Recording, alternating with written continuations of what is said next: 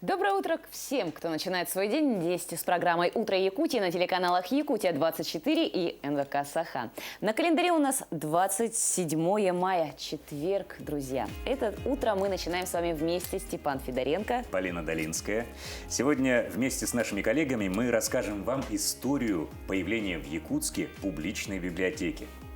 Ну и также мы заглянем в гости к якутским моржам, которые каждый день окунаются в ледяную воду, несмотря на погоду за окном. Да, также расскажем об изобретателе из Хандыги, который превращает велосипеды в мопеды.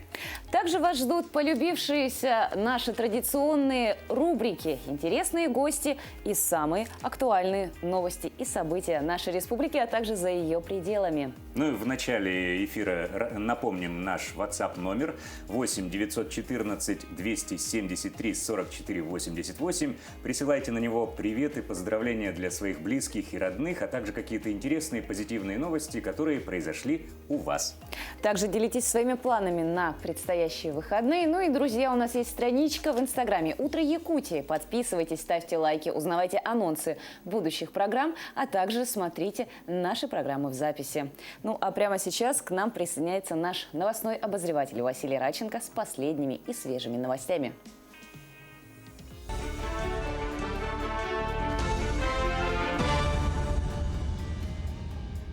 Доброе утро, коллеги! Доброе утро, Якутия! Начнем с того, что до 2025 года у нас в регионе газифицируют ряд населенных пунктов на промышленных территориях. По совместной программе с «Газпромом» планируется подключить к голубому топливу Алекминский, Ленский, Алданский и Нюрбинский районы. Об этом сообщил глава Якутии Айсен Николаев. Он также обратил внимание, что в 2020 году на обеспечение инженерной инфраструктуры земельных участков многодетным семьям было направлено практически 127 миллионов рублей. На переправе Якутск-Нижний Бестях начались паромные перевозки. На линии 6 судов. Движение должно было открыться 25 мая, но гидрологическая ситуация на Лене помешала планам речников. Накануне погода улучшилась, с утра были проведены пробные рейсы, на реке наблюдается редкий ледоход. Со стороны Даркылаха подготовлены 6 причалов. С сегодняшнего дня автомобили будут загружаться на паромы через накопитель. Очередей особо накануне не наблюдалось, стоимость билетов не изменилась, тариф остается прежним. Во время летней навигации будет действовать расписание движения паромов, а также специальное мобильное приложение. Теплоход начал курсировать между населенными пунктами Ленского района. Он охватывает сам Ленск, Пеледуй и Витим. Направление является социально значимым, поэтому тарифы остаются субсидированными. На эти цели из бюджета Ленского района выделено около 13 миллионов рублей, говорится в сообщении. Теплоход будет отправляться из Витима ежедневно в 7 утра по местному времени. В обратную дорогу пассажиры отправятся в 15 часов. При этом перевозчик предупреждает, что фактическое прибытие судов может отличаться от расписания в связи с погодными условиями. За проезд от Витима до Пеледуя оплата составит 265 рублей. Монаховские чтения прошли в селе Иенгра Нерюнгринского района. Конкурсанты представили стихи о родине, любви, природе. Насладиться можно было и мелодичной эвенкийской речью. Ираида Монахова написала более 30 учебников эвенкийского и эвенкского языков, учебных пособий, книг для чтения и переводов. В 2006 году Нерюнгринская библиотека и клуб «Керген» подготовили с помощью жителей села и издали небольшую книгу «Мои знаменитые земляки». После этого было решено проводить ежегодные встречи, которые и назвали монаховскими. Я читала стихотворение Кунакар Эвидеры. Стихотворение написала Ираида Монахова. Пана Орокочерон, Миша Маутладер, Сеня Баркакачер, Лутака и Ткачер. Это стихотворение о детях, которые учатся и играют на переменах. А к этой минуте у меня все. Передаю слово коллегам.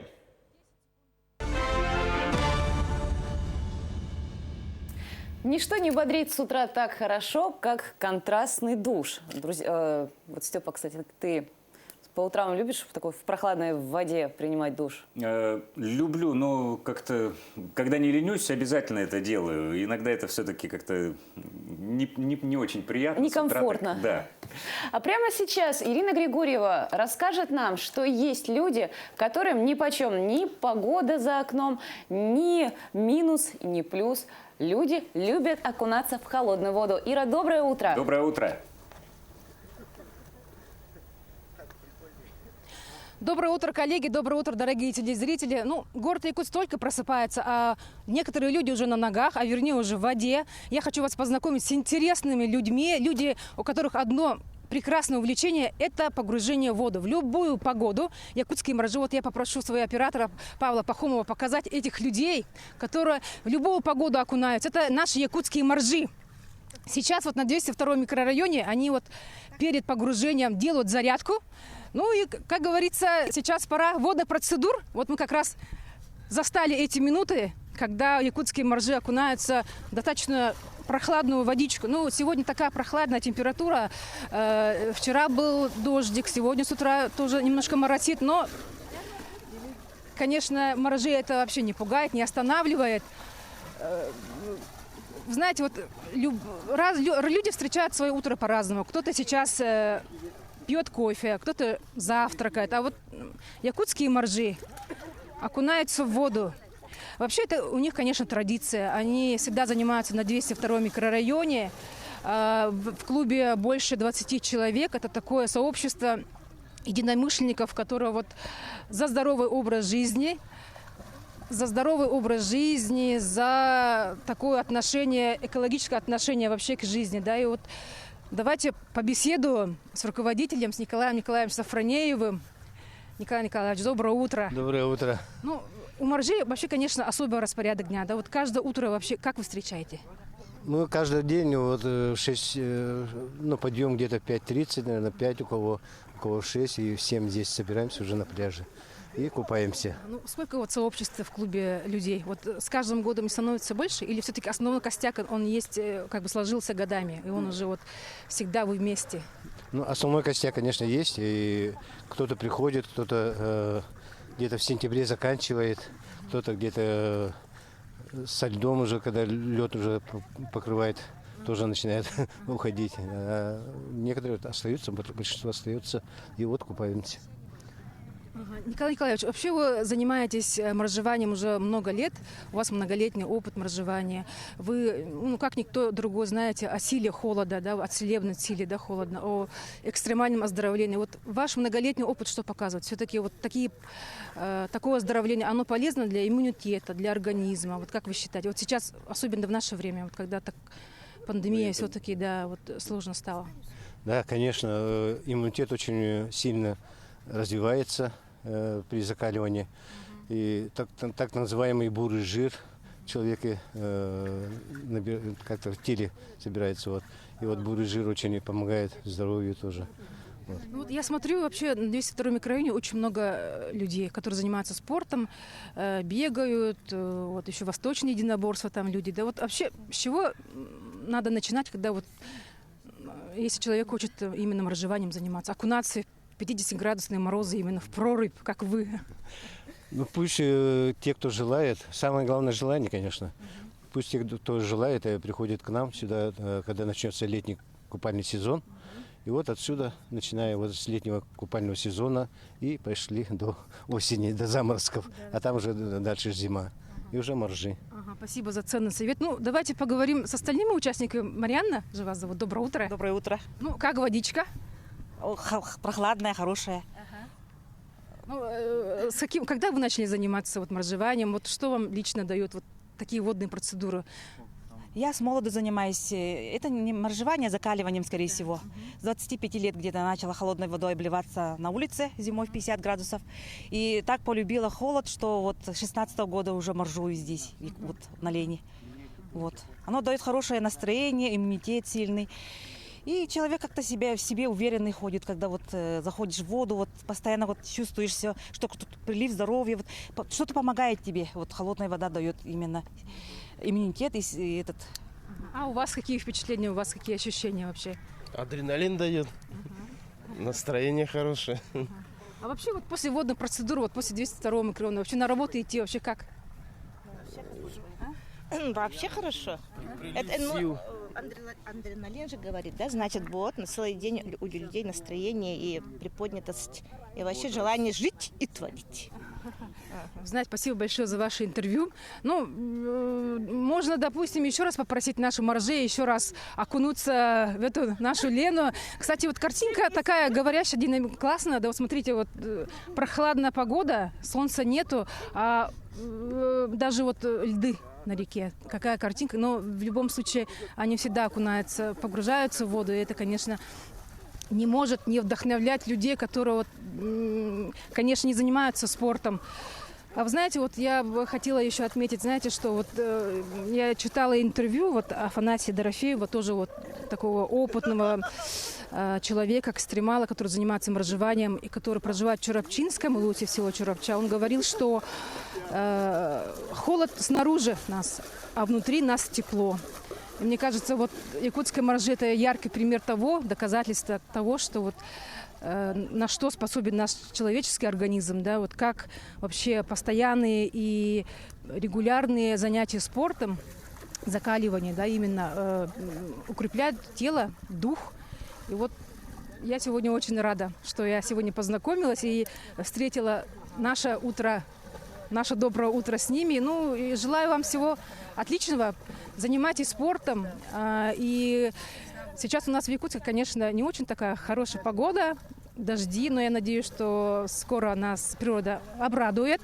Вот. И гуляйте чаще на свежем воздухе, занимайтесь спортом. Ну и главное, всего здоровья и всего самого хорошего. Всего доброго! Большое Вот, спасибо, с таким Ирина. настроем. Ты встречать утро. представляешь, сколько у них мотивации, силы воли. Это же самый настоящий экстрим. Ты знаешь, вот просто посмотрев даже на таких людей, уже как-то заряжаешься и бодришься. Очень сильно бодришься, друзья. Ну и пришло время для тех, кто не практикует такие виды холодного обливания или закаливания, но также хочет вести здоровый и правильный образ жизни, друзья, пришло время для нашей зарядки. Доброе утро! С вами фитнес-клуб Fitness Life, инструктора тренажерного зала Андрей и Мария. Давайте начнем нашу зарядку. Начнем с дыхания, встаем на носочки и тянемся вверх. Медленно тянемся вверх, перекатываясь с пяточки на носок. Вдох, выдох, вдох, выдох. Переходим к вращению головы. Медленно вращаем головой в одну сторону, сначала вправо. Делаем таких 5 вращений, не торопимся, дыхание ровное. Повороты корпуса в бок.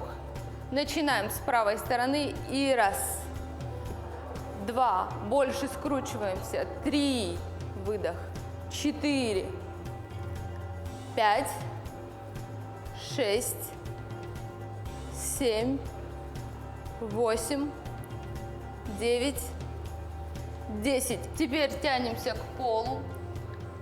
Максимально растягиваем бицепс бедра. Остановимся. Теперь берем себя за локоточки и покачаемся.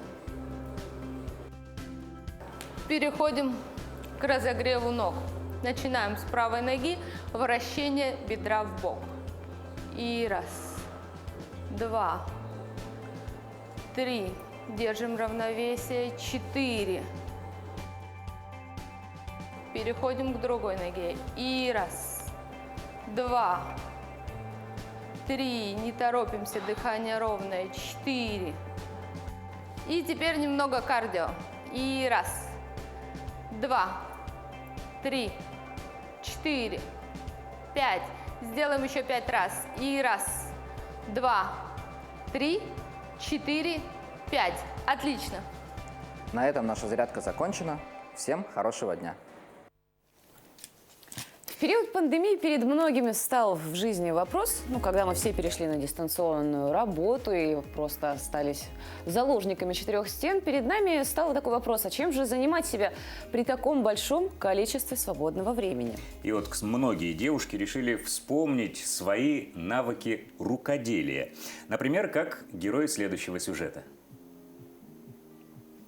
Чтобы разнообразить жизнь, получить новые навыки и снять стресс, мы находим для себя подходящее хобби – занятие, которому посвящаем свое свободное время. Например, как Валерия Дудоладова. где-то лет в 6-7 прабабушка меня научила вязать крючком. И тогда я подумала, почему бы не попробовать для своего ребенка самой вязать шапочки хотя бы. Нашла схему в интернете, связала ему первую шапочку. Вязка была кривоватая, конечно, так как крючок давно в руках не держала. Ну, в принципе, получилось неплохо.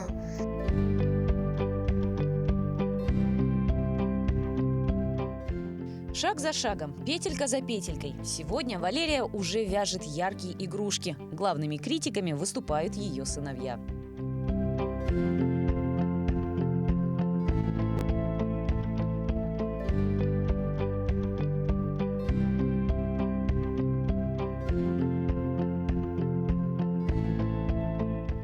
Еще одна рукодельница Оксана Широглазова также нашла себе увлечение по душе – вышивка икон бисером.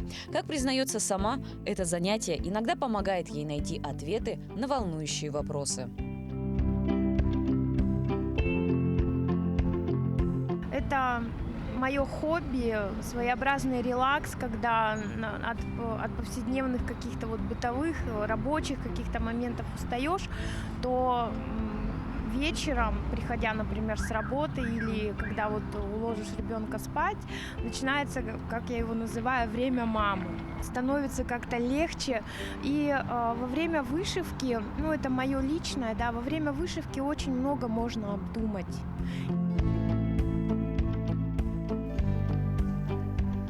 Еще Генри Форд говорил, что самая хорошая работа – это высоко оплачиваемое хобби. Век цифровых технологий, раскрутка в социальных сетях может в этом помочь. Но и здесь могут возникнуть трудности, особенно для тех, кто никогда этим не занимался. Нужно первым делом немножечко побороть все свои страхи, зажимы и комплексы и перестать бояться, первое, камеры, второе, мнение других людей, не бояться каких-то негативных комментариев и рискнуть, попробовать. Действительно, это очень важно, потому что мы не знаем, получится или не получится, а вдруг действительно придет успех, а вдруг действительно можно заработать целое состояние на этом. Поэтому первое, всегда что я советую, не бойтесь, пробуйте.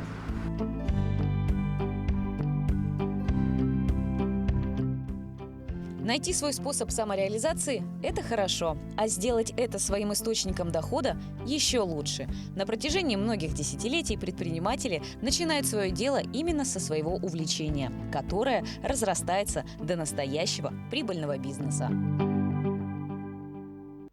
Как здорово свое хобби превратить в способ зарабатывания денег. Да, действительно, даже самый яркий пример, когда наша популярная, всемирно известная писательница Джоан Роулинг, та самая мама Гарри Поттера, просто начала писать детские рассказы для своей семьи, для своих детей. И сегодня нет человека в этом мире, кто бы не знал ни ее имя, ни имя ее персонажа. Вот так вот хобби иногда может стать очень полезным делом для каждого из нас. Да, ну а у нас есть одно поздравление. Выпускницу школы номер 31 города Якутска, любимую племянницу Саяну Попову, поздравляем с окончанием школы. Окончив школу в одночасье, стала взрослой, а впереди самостоятельная жизнь. Пусть никогда она не будет сложной и дарит радость каждый ее миг. Твори мечту уверенной и стильной. Веселой будь, успехами блистай и самой жизнерадостной, счастливой, с открытым сердцем молодость встречай. Бабушка Розалия Матвеевна, а также все родственники поздравляют. С удовольствием присоединяемся к поздравлениям нашей выпускницы. Ну а на календаре у нас, хотелось бы напомнить, 27 мая. Между прочим, сегодня Всероссийский день библиотек. Ну а какие еще даты и события в этот день произошли, мы узнаем из нашей следующей рубрики. 27 мая – Общероссийский день библиотек. Также сегодня день основания Санкт-Петербурга. 27 мая 1703 года Петр I заложил Петропавловскую крепость. Сегодня также день смелых решений. Праздник придуман для того, чтобы у неуверенных людей появился повод отважиться на дерзкий, отчаянный шаг. По народному календарю, если день ясный, то ждали хорошего урожая огурцов. Если же погода была холодной, то и все лето должно было быть таким. 27 мая 1606 года в Москве началось восстание против польских интервентов. Был казнен Лжедмитрий I. В 1795 году в этот день в Санкт-Петербурге основана первая государственная общедоступная библиотека в России. 27 мая 1883 года в Москве на Красной площади открылось здание Государственного исторического музея. 27 мая 1905 года началось Цусимское сражение, последняя решающая морская битва русско-японской войны. В 1930 году в этот день американец Ричард Дрю запатентовал прозрачную клеящуюся ленту «Скотч». 27 мая 1969 года создана рок-группа «Машина времени». В 1877 году в этот день появилась на свет Айсидора Дункан, американская танцовщица, жена Сергея Есенина. 27 мая 1903 года родилась Елена Благинина, советская поэтесса, автор стихов для детей. 27 мая 1960 года родился Александр Башлачев, советский рок-музыкант и поэт. В 1967 году в этот день появилась на свет Мария Шукшина, советская и российская актриса, телеведущая, заслуженная артистка России. Именины в этот день празднуют Александр, Иван, Леонтий, Макар, Максим, Марк, Никита, Петр и Тихон.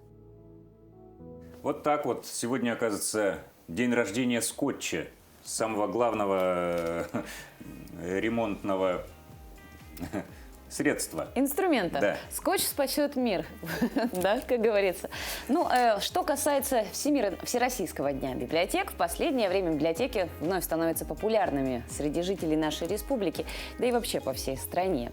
И сейчас как раз... Библиотека – это не просто место, где хранятся книги, а это общественное пространство, где можно поработать, пообщаться с друзьями, выйти в интернет. А вот с чего началась история публичной библиотеки Якутии, мы расскажем в следующем сюжете. В преддверии 27 мая Общероссийского дня библиотек хотелось бы рассказать о крупнейшем и старейшем учреждении культуры Якутии – Якутской городской публичной библиотеке. Основана она была в 1886 году при содействии епископа Якова Якутского и Вилюйского. Существовала первый год на его частные средства, затем было передано в ведение властей. И с этого момента можно считать, что эта библиотека была едва ли не единственным, но очень долгий период времени общедоступным книжным собранием города. Если вы хотите начать изучать историю этого учреждения, то, конечно же, нужно обратиться еще раз к библиографии Грибановского. Библиография Якутии по народному образованию. Есть целый раздел, который посвящен Якутской городской публичной библиотеке. Здесь собраны все источники, в которых можно будет изучить историю этого учреждения.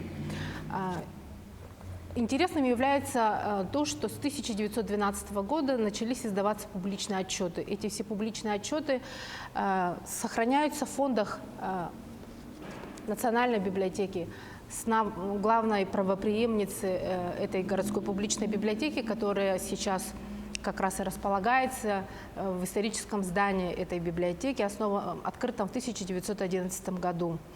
Из этих отчетов я хотела бы ваше внимание обратить отчет 1914 года, составленный Марфой Митрофановной Веленской, в котором впервые было проведено социологическое исследование, изучающее читательские интересы якутов.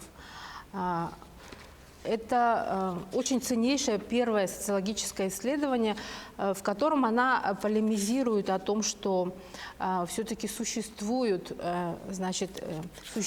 интерес у местного населения к чтению, есть любимые авторы, в процентном соотношении все показатели растут. Вот эти все книги можно найти в открытом доступе в электронной библиотеке Национальной библиотеки. Там же располагается тематическая подборка Якутской городской публичной библиотеки и виртуальная выставка. Приглашаем вас познакомиться с ней и с теми самыми очень ценными источниками истории самого крупного учреждения культуры, где формировалось пространство чтения многих и многих поколений якутян.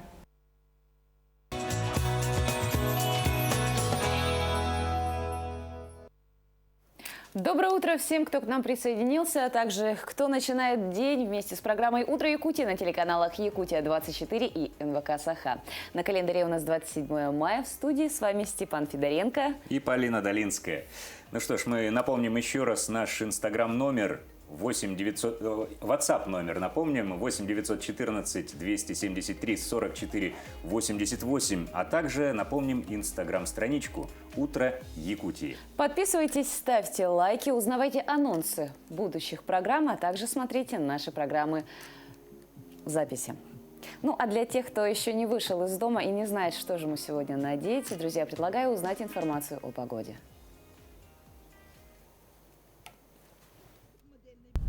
По данным Якутского гидрометеоцентра, в 6 часов утра в центральных районах было зафиксировано 10-11 градусов со знаком плюс. В заречной группе 3-10 градусов.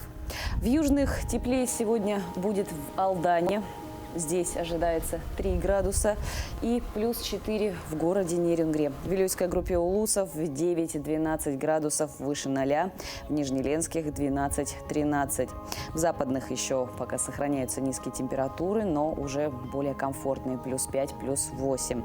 В Колымо-Индигирской группе плюс 9, плюс 15, в Янских 8, 13 градусов со знаком плюс, на северо-западе плюс 1, плюс 7. В городе Якутске на 6 часов утра температура воздуха плюс 10 градусов, атмосферное давление 742 миллиметра ртутного столба. Ветер дул северо-западный 1 метр в секунду. В течение дня синоптики обещают нам небольшой дождь. Ветер северо-восточный подует с порывами от 4 до 9 метров в секунду. Температура воздуха днем 17-19 градусов тепла. Обнадеживает 17-19 градусов, расстраивает небольшой дождь. Ну, будем надеяться, что этот дождь будет очень теплым. Кстати, друзья, в скором времени у поездов РЖД могут исчезнуть вагоны-рестораны. Но об этом мы чуть позже поговорим, а пока что Василий Радченко расскажет нам актуальные и последние новости.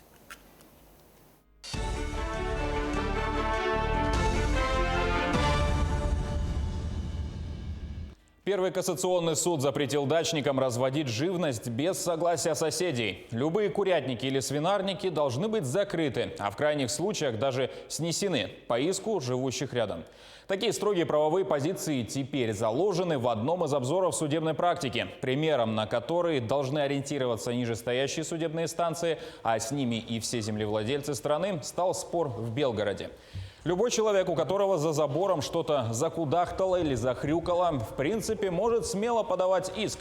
Правда, конечно, судиться можно исключительно в жилой зоне, если по соседству находится, например, дача. Сейчас, вот так, и вы не можете. Теперь с помощью социального контракта можно получить новую профессию или пройти переквалификацию. Желающие пройти краткосрочные курсы получили деньги на оплату обучения, но не более 30 тысяч рублей. Далее работодателю в течение 3 месяцев возмещаются расходы на стажировку, а стажеру выплачивается стипендия. А после того, как он устроится на работу, уже он 3 месяца будет получать полный прожиточный минимум. И это будет помощь и нашим работодателям, чтобы определиться с выбором более качественного контингента. И, конечно же, это будет помощь и нашим семьям малоимущим. Мы в этом году, в связи с тем, что направления изменились и увеличились размеры выплат, то мы рассчитываем на 5000 контрактов для наших малоимущих семей. В селе Бердигистяк началось строительство школы на 550 учащихся. Объект возводят по программе муниципально-частного партнерства. Отметим, такой опыт один из первых в нашем регионе. 3-этажную школу возводит компания «Союз Инвест».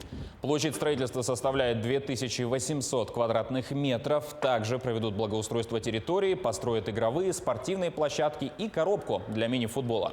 На объекте трудится 30 работников. Ввод планируется в октябре следующего года. И на данный момент выполнены работы по цокольному этажу и дальше продолжаем выше нуля. Сейчас ведутся работы по установке колонн, монолитов. Дальше на этой неделе мы уже начинаем приступать к армированию плиты перекрытия. Отсюда начнем. Ну и дальше вот по этажам. Памятники Великой Отечественной войны в России предложили сопровождать QR-кодами с доступом к информации о событиях и героях, которым они посвящены. Инициатива принадлежит небезызвестной Ирине Яровой. Также по QR-коду можно будет ознакомиться с выпиской из имеющихся документов, посмотреть фото и видеоматериалы о произошедших событиях и героях. Форму паспорта, порядок его оформления и выдачи будет утверждать Министерство обороны. Такая информация, по словам депутата, будет полезна в том числе для развития образовательной, культурно-просветительской и туристической сфер. И на этом у нас пока все. Хорошего вам дня! Спасибо, Василий. Ну и, друзья, перейдем, может быть, к хорошей новости, а может быть, к плохой. Сейчас мы в этом будем разбираться. В скором времени у поездов РЖД могут исчезнуть вагоны-рестораны. Вместо них появятся вагоны-фастфуды. Куда катится этот мир? На каких рельсах он катится? На каких колесах? Директор холдинга РЖД Олег Белозеров полагает, что вагоны-рестораны в том виде, в котором они сейчас существуют, это прошлый век. Новое время требует новых решений. Каких, расскажет наш новостной обозреватель Иван Лазаренко.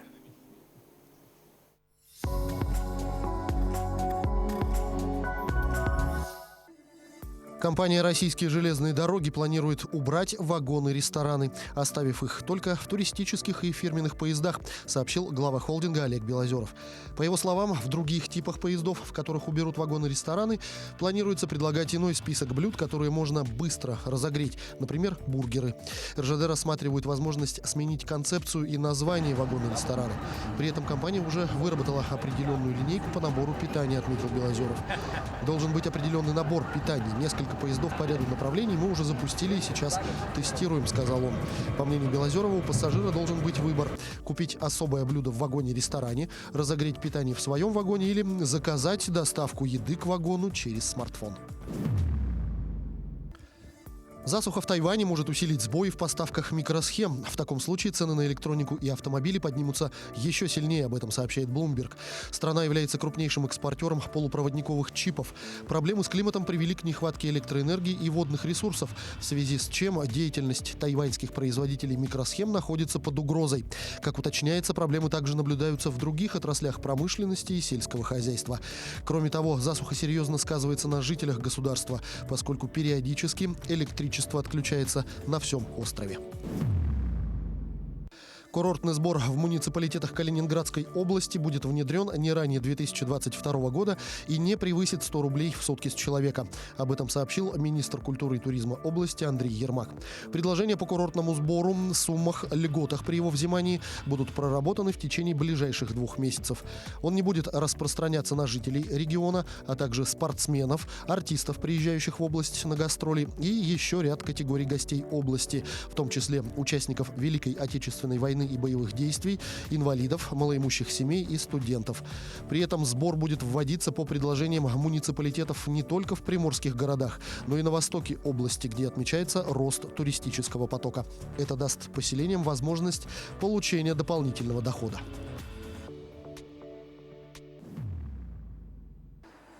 Банк России сформировал экспертные группы по выбору изображений для банкнот с новым дизайном. При этом окончательный выбор изображений для банкнот сделает Совет директоров Центробанка.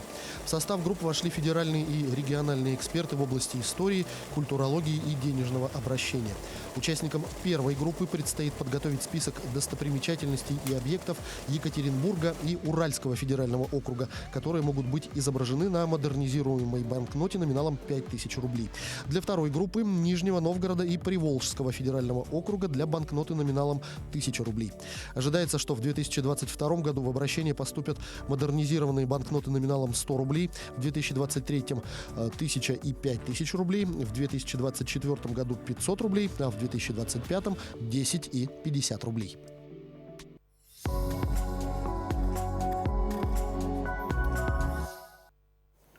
Иван, спасибо. Ну, а у нас пришло время узнать, какие новинки кино ожидают нас в эти выходные. Тут десятки километров никого нет. А что произошло? А кто это помнит? Сегодня в кинотеатрах Якутии состоится премьера хоррора «Ичи» от режиссера Костаса Марсана. Помнит.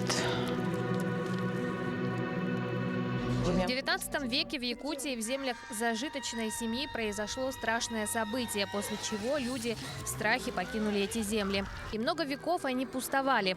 В наши дни там поселилась семья фермеров.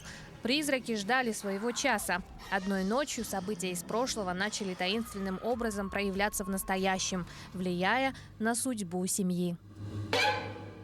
Когда ты не знаешь, кто ты, Джон Доу просыпается в больнице, весь в бинтах, и понимает, что не может вспомнить, кто он такой и как здесь оказался. Вскоре он узнает, что полиция считает его маньяком, виновным в убийствах нескольких девушек, и понимает, что теперь ему придется пойти на крайние меры, чтобы доказать свою невиновность. амнезия. Одна книга может изменить реальность. История грандиозного масштаба расскажет об удивительном мире, где магия и мифические чудовища поражают и взор, и разум. На своем пути воин столкнется с суровыми испытаниями, станет свидетелем невероятных баталий и будет противостоять загадочным ассасинам. Каждый его шаг должен быть решителен, но осторожен, ведь его действия найдут отклик за пределами реальности и изменят судьбы людей параллельного мира навсегда. Хочет убить Бога. Сегодня в Якутске и в нескольких других крупных городах России в большой прокат выходит хоррор «Ичи», снятый студией Арт Дойду. Долгожданный ужастик уже посмотрели и, надо сказать, высоко оценили московские зрители. А с сегодняшнего дня пощекотать себе нервы ужастиком с якутским колоритом смогут и якутяне. И сегодня у нас в гостях основатель компании Арт Дойду, продюсер таких фильмов, как «Айуола», «Мой убийца», блокбастеров, Марианна Сиеген. И также исполнитель главной мужской роли фильма «Ичи» Борислав Степанов. Доброе утро. Доброе утро. Ну, Марианна, только вчера вы вернулись, ребята, из Москвы. Как прошла? Расскажите, как, судя по инстаграмным сторисам, просто шикарно. Да, действительно, у нас была премьера в Линдоке 21 мая. Потом 24-го в Москве уже «Карл Октябрь 11», на самой большой площадке страны. Наша премьера прошла хорошо, мы считаем. Зрители восприняли очень бодренько. Мы довольны. Как удалось устроить такую премьеру, так вот все это, с таким масштабом? Дистанционно. Дистанционно. Благодаря ковид все это стало доступным, конечно. Марианна, работа над фильмом началась несколько лет назад, но тем не менее в прокат он вышел только недавно. В связи с чем затянулся именно процесс изготовления? Да, действительно, мы над фильмом работали 3 года. В 2017-2018 году мы снимали фильм. В 2019 он уже был готов, но из-за ковид нам пришлось его отложить, конечно же. И вот, несмотря на это, смело идем в прокат. Это же довольно сложно для частной компании. Конечно, конечно. Простой равносилен смерти, да? Мы посмотрим. Вы выжили. Что касается самого жанра, снимать ужасы не так уж и просто. Для того, чтобы это было страшно. Вот как вы с этим справились? Мы тут, наверное, хотим дополнить. Поправить, да? Потому что это не полноценный ужас, это как бы, наверное, мистический триллер. Скорее всего, мистический триллер. Нас просто очень хорошо позиционирует наш дистрибьютор российский. Хоррор, ужасы. Мы хотим сказать зрителям: не пугайтесь, это не ужасы, это мистический триллер. Очень, я думаю, будет интересно как и взрослым, так и молодым. Возрастное ограничение зрителей? 16+. 16+. Да. Борислав, вот вы исполнили одну из главных ролей. Как вам удалось вжиться в роль, погрузиться в этот самый образ? Хочу сказать то, что у нас команда была очень профессиональная, и с нами работали Настя Питер, с нами работала... Да, режиссерская группа была большой, и с актерами, естественно же, работали. И конечно, сам Костас. Да, и хорошую работу провел Костас с нами, с актерами, и, конечно же, приобрел опыт со своих коллег, так сказать. Это Дмитрий Михайлов, уже такие аксакалы якутского кино. Дмитрий Михайлов, Матрена Корнилова очень сильно мне помогали. И вот Марина Васильева, наша гостья, которая окончила школу студию МХАТ, приглашенная актриса, вот с ней было очень легко работать. Ну, они показывали, что делать, а вообще вот помогали очень сильно. Делились опытом, Да, и вы да. его Как получали. работать с российскими звездами? С приглашенными звездами.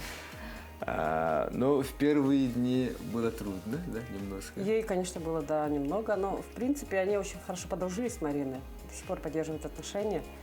Такие же люди, как и мы, в принципе. А возникали ли такие ситуации, когда вот тем же самым приглашенным артистам приходилось рассказывать какие-то тонкости именно вот наши, которые связаны с нашей республикой? Ну, смотрите, на нашем проекте было более 12 приглашенных специалистов основного костяка. Они практически руководили департаментами, будь то художественный цех, будь то операторский цех, и прочее, прочее, прочее. И они все, естественно, приехали заранее, мы им все объясняли. По нашим традициям, обычаям они все это соблюдают и до сих пор очень трепетно относятся к нашей культуре. Как они сказали, что на некоторых площадках они до сих пор сохранили кормить духов. Вот, например, куда-то уезжают в регионы ребята, тоже снимают что-то. Кладут оладьи, да? Да, это все соблюдает, мы их объякутили. Вот, кстати, когда вот с чем-то мистическим начинаешь работать над чем-то, особенно вот в творческом плане, происходят какие-то вещи, бывают. У вас ничего такого не было? Как у нас на «Мой убийца»? Ну да, действительно, смотрите, просто мы привлекли изначально консультанта по шаманизму Юрия Иванова-Барагайбахсе. И следуя инструкциям, мы очень грамотно к этому подошли на самом деле. Но мистика, конечно же, происходила. А сами духи как восприняли? Они вас поддерживали или, наоборот, запугивали?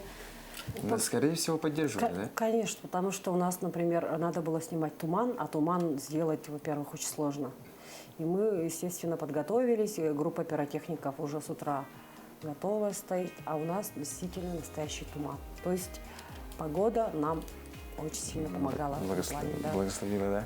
Да, ну, я думаю, тонкости об этом, как мы работали над фильмом, вы узнаете, например, на нашем документальном фильме о фильме, который состоится буквально через неделю, там, через 10 дней на вашем канале. Сегодня фильм выходит в России и на территории нашей республики. Когда вы планируете выйти в международный прокат? Смотрите, у нас сегодня стартует в Казахстане, в нескольких тоже странах СНГ, в России, в крупных городах многомиллионников, в Петербурге более 15 кинозалов, в Москве тоже и по республике. А по миру мы начинаем выходить уже после Каннского кинорынка. Это, будем объявлять у себя в социальных сетях, либо у себя на сайте artaidu.com по выходам международных релизов по странам. Сейчас у нас наш международный дистрибьютор, он находится в поисках именно прокатчика кинотеатрального, и мы очень рады, что, несмотря на пандемию, в некоторых странах у нас будет кинотеатральный прокат. Ну а по всему миру у нас, конечно же, продажи будут по стримингам, по спутниковым каналам и так далее. Марианна, это вот твой второй проект уже такого всероссийского, масштаба большой, да? Международный, скажем. Уже даже международного. Поделись секретом, как тебе вот удается продвигать все? Я просто очень люблю тем, чем занимаюсь. И я люблю качественно снимать, а, как говорится, качественные продукты, они интересны не только локальному зрителю, как оказалось. Вот. Как раз сейчас вы можете пригласить всех жителей нашего города, а также гостей на премьеру.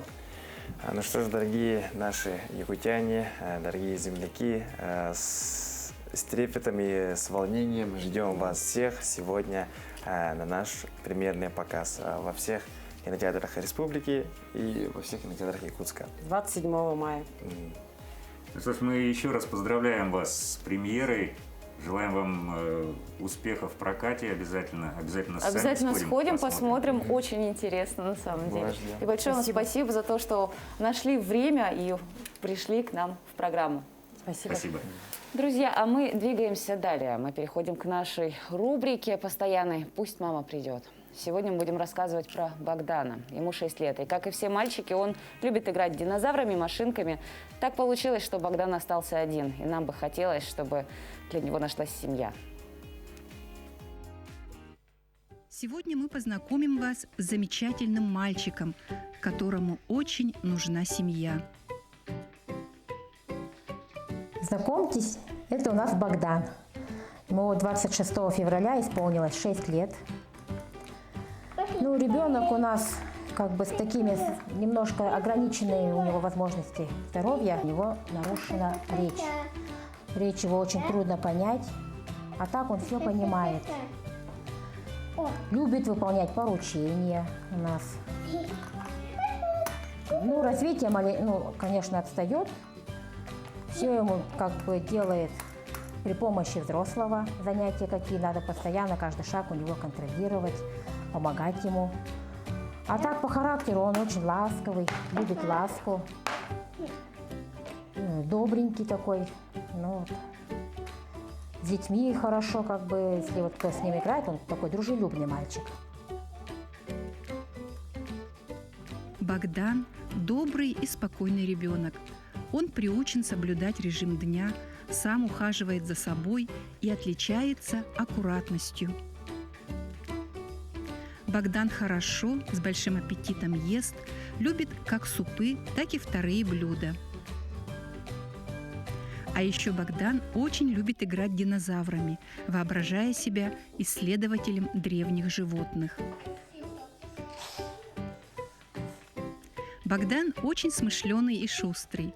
Он быстро все схватывает и ловко справляется с заданиями. Разукрась. Возьми, какой карандаш, какого яблока, какого цвета у нас яблоко будет? Красное? Давай возьмем.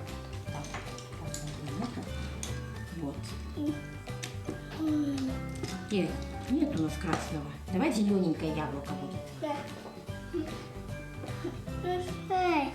Вот листочек, правильно. Листочек у нас зелененький. Богдан очень добрый и жизнерадостный ребенок. И мы надеемся, что мальчик обретет семью.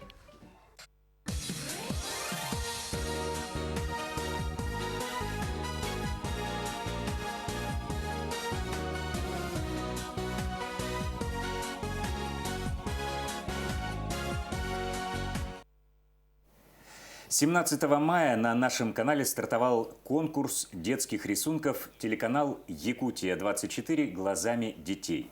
Участники конкурса, посвященного Дню защиты детей, должны показать, каким они видят работу корреспондентов, ведущих и других сотрудников нашего телеканала.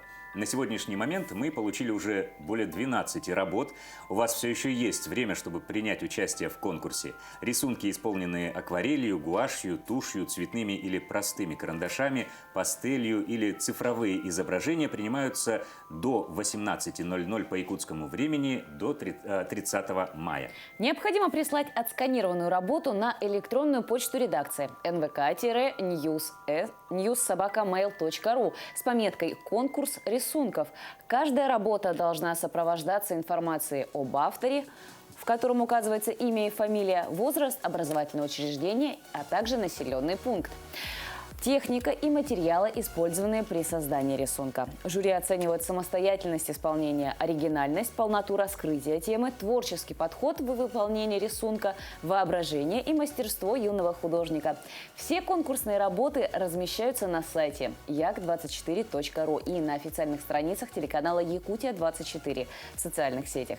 Жюри наградят 3 победителей ценными призами и грамотами в эфире программы «Утро Якутии» 1 июня.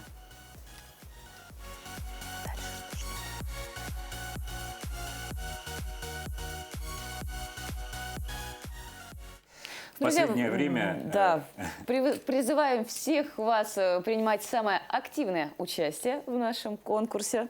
Да, ну и продолжаем нашу программу. Стали появляться на улицах в последнее время электровелосипеды. А вот в поселке Хандыга появились веломопеды. Гибрид велосипеда с мопедом, заправляемый бензином. Такой необычный двухколесный транспорт своими руками делает кочегар Тампонского ЖКХ и молодой отец семейства Эдуард Быковский. Эдуард с детства увлекается техникой. 3 года назад на просторах интернета он наткнулся на видеоролик по сборке веломопеда. Идея подобного транспорта настолько заинтересовала Эдуарда, что он сразу стал искать магазин по продаже соответствующего двигателя. И нашел. Так, в 2018 году в Хандыге появился первый веломопед, собранный из скоростного велосипеда. Сегодня в райцентре уже 7 таких транспортных средств. Самое сложное – поставить приводную звезду на колесо. Получается типа мопеда. Но это не мопед, это просто велосипед доработанный, получается. Велосипедная часть все остается. Также можно, и бензин закончился, можно ехать на педалях. И двигатель не мешает, вращает педали. Он также ездит, как обычный велосипед. Экономия. Удобно по делам ездить, куда-нибудь там на рыбалочку поехать, по селу покататься. Объем двигателя 49 кубических сантиметров, мощностью 3 лошадиные силы. Расход топлива небольшой, полного бака на 2 литра, хватает на 100 километров. Максимальная скорость 60 километров в час. Андрей Панкратов, он же тесть нашего героя, второй обладатель веломопеда. Если раньше он пешком добирался до нефтебазы за 15 минут, то сейчас уже через 2 минуты на работе.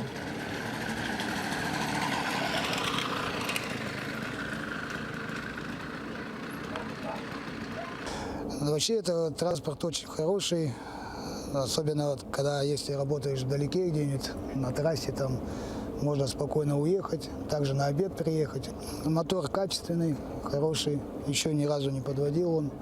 Уже вот я ездил уже 3 года почти. Пока ничего не поменял, меняются только покрышки на колесах, потому что стираются от гравия, от всего вот этого. В Тампонском районе такие веломопеды только в поселке Хандыга, хотя его можно сделать из любого велосипеда. Узнал я через знакомого, я увидел, он приобрел. Я сразу себе захотел, конечно же, его взять, но не мог сразу взять. Вот спустя 2 года я его себе все-таки взял. Собираем мы уже 2-й день его. Вот сегодня мы уже его доделаем, и я первый раз на нем поеду.